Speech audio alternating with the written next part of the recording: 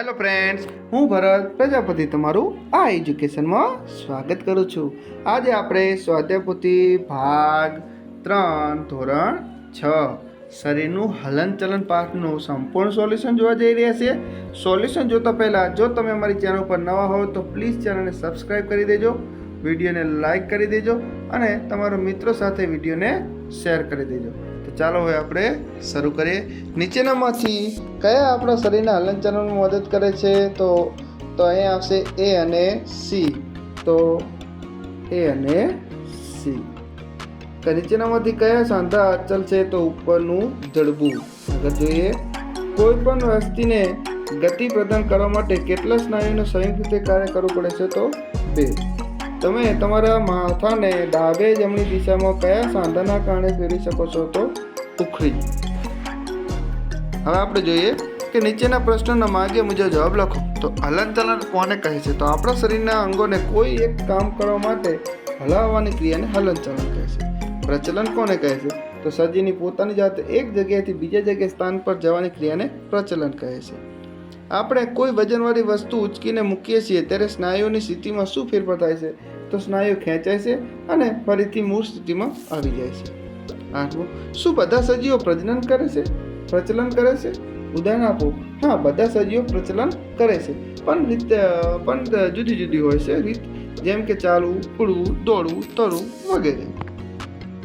ચિરાગભાઈએ જાણવું છે કે આપણા પગની વાળવાની રીત આપણા હાથને વાળવાની રીતથી અલગ કેમ હોય છે?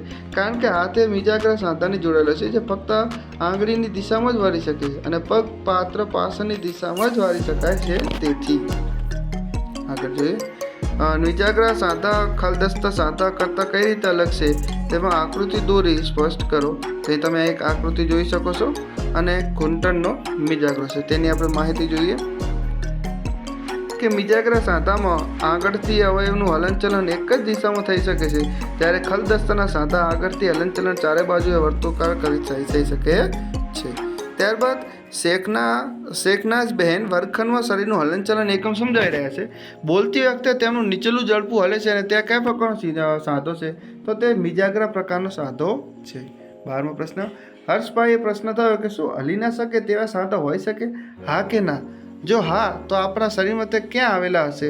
તો જો હા, જે સાંધા આગળના હલનચલન થઈ શકતો નથી તે સાંધાને અચલ સાંધા કહે છે. ખોપરીના નીચલા જડબા સિવાયના હાડકામાં અચલ સાંધા છે. અસ્મિતા બહેને અનુભવ્યું કે માનવ શરીરમાં અંશતઃ ચલ સાંધા હોય છે. તેમને જાણવું છે કે અંશતઃ ચલ સાંધા કઈ કઈ જગ્યાએ જોવા મળે છે?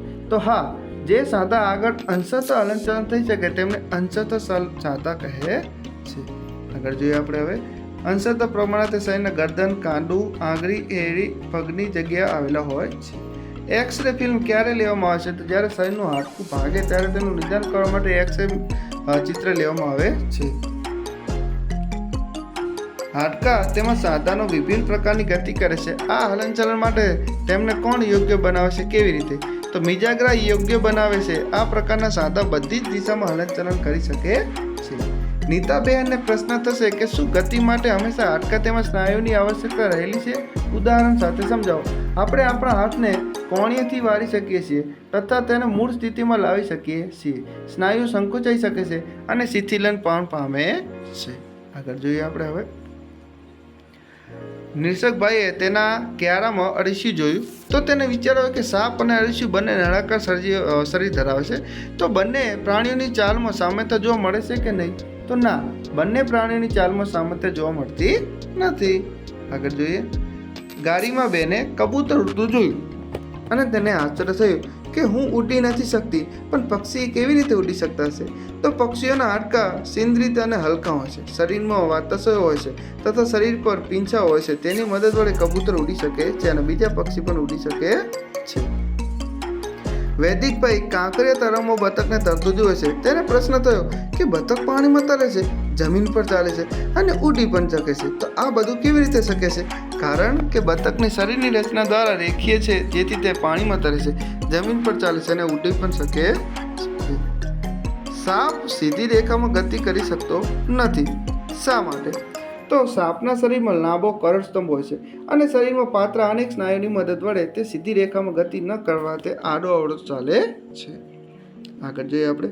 તીર્થભાઈને જાણવું છે કે વ્રજકેશ શું છે, તે કયા પ્રાણીમાં જોવા મળે છે? તો વ્રજકેશ વાળ જેવી રચના ધરાવે છે, તે સ્નાયુઓ સાથે જોડાયેલા હોય છે અને તે અળસિયામાં જોવા મળે છે.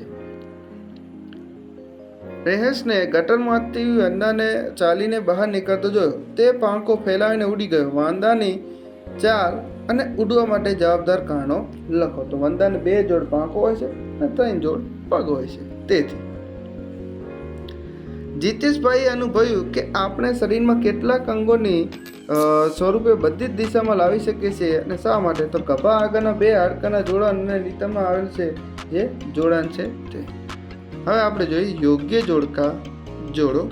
તો પહેલું છે ગોકળ ગાય. તો ગોકળ ગાય છે કે સ્નાયુચલ પગ ધરાવે છે. ત્યારબાદ અરચી તો અનેક વલયોનું જોડાણ. ત્યારબાદ વંદો તો વિશિષ્ટ સ્નાયુ. ત્યારબાદ માછલી તો દ્રઢ સ્નાયુ અને સાપ તો અનેક વલય બનાવે છે. આગળ જોઈએ આપણે હવે. અળસિયાને પગ હોતા નથી તો કેવી રીતે તે ગતિ કરે છે? તો અળસિયાના શરીરના સ્નાયુમાં અનેક વલયો રચાય છે. આમ સ્નાયુના સંકોચન અને વિસ્તરણને કારણે અળસિયા ગતિ કરે છે. તો મિત્રો આ હતું આપણું, તમે અહીંયા જોઈ શકો છો જે શરીરનું હલનચલન પાઠ છે તેનું સંપૂર્ણ સોલ્યુશન. આ રીતના આપણે ધોરણ 6ના ભાગ 1, 2 અને 3ના તમામ વિડીયો જોયા છે, તમામ સોલ્યુશન જોયું છે. તો તમે અમારી ચેનલ સાથે જોડાયેલા રહેજો. સાથે સાથે જો તમે અમારી ચેનલ પર નવા હો તો પ્લીઝ ચેનલને સબસ્ક્રાઈબ કરી દો. કેમ કે આવા અવારનવાર વિડીયો તમને અમારી ચેનલ ઉપર મળતા રહેશે. સાથે સાથે ધોરણ 6, 7, 8 ધોરણ 6ના તમામ વિષયોનું સોલ્યુશન તથા અને તમારે જીવન વિજ્ઞાન વેળા અંતર્ગત વિડીયો, ગણિતનું સોલ્યુશન વિડીયો અને તમામ જેવા બીજા ઘણા બધા વિડીયો તમને અમારી ચેનલ ઉપર મળી રહેશે. તો તમે અમારી ચેનલ પર ના જોડાયેલા હોય તો પ્લીઝ જોડાઈ દેજો અને અમારી ચેનલને સબસ્ક્રાઈબ કરવાનું તો ભૂલતા જ નહીં. સાથે સાથે જો તમે અમારી ચેનલ ઉપર નવા હો તો પ્લીઝ અમારી ચેનલને તમારા મિત્રો સાથે શેર કરવાનું તો ભૂલતા જ નહીં.